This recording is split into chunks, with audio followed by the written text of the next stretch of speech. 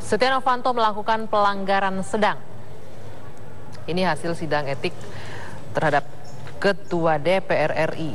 Kalau kita cermati, Angge, dari jalannya sidang MKD sejak awal, sejak adanya pengadu, teradu, saksi, yang Bahkan banyak yang namanya disebutkan juga dihadirkan. yang dihadirkan, itu kalau kita lihat sepertinya memang anggota MKD seolah-olah ada yang tidak ada pelanggaran, ada yang menganggap ini pelanggaran karena barang bukti tidak berhasil dihadirkan di persidangan. Betul. Tapi ada yang menarik di sini, Rizky. Kita lihat mereka yang menyatakan Setia Novanto melakukan pelanggaran berat selama sidang yang 3 kali berturut-turut kalau tidak salah ya, yang menghadirkan saksi itu, mereka yang menyebutkan Setia Novanto melakukan pelanggaran kode etik dan lain-lain yang sangat keras dalam tanda kutip menyerang di sini, pada hari ini hanya memberikan pelanggaran sedang. Kategori pelanggaran sedang. Kategori pelanggaran dilakukan Setia Novanto adalah pelanggaran sedang.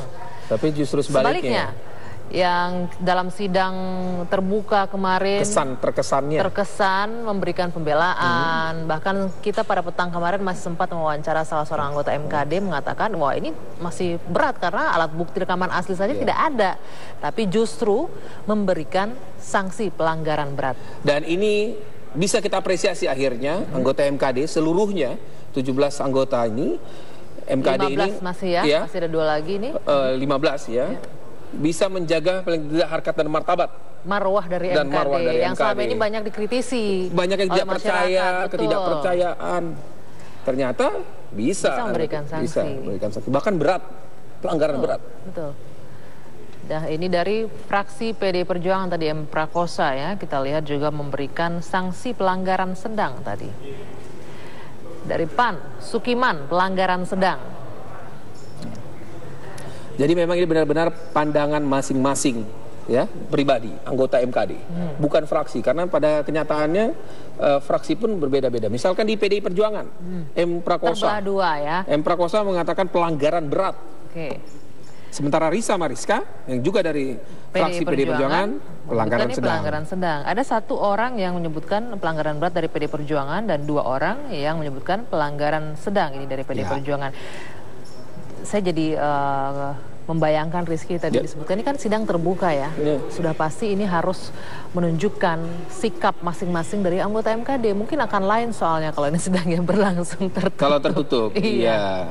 Kemungkinan itu selalu ada. Apalagi ini berbicara politik ya. Karena memang setiap ingin pengambilan keputusan selalu ada voting yang menyatakan ini terbuka atau tertutup. Itu artinya kan bermakna. Artinya bisa berubah seperti Anggi. Karena sampai kemarin detik-detik terakhir tertutup ya. Dan juga masih memberikan seolah-olah masyarakat bisa memetakan lah kalau ini pendukung-pendukungnya berusaha membela Setia Novanto begitu, tapi ternyata memberikan putusan pelanggaran berat justru di sini. Dan sekali lagi ya, posisi terakhir sebelum tadi sidang diskors adalah pelanggaran sedang, itu yang menyatakannya ada 9 orang, sementara pelanggaran berat 6 orang.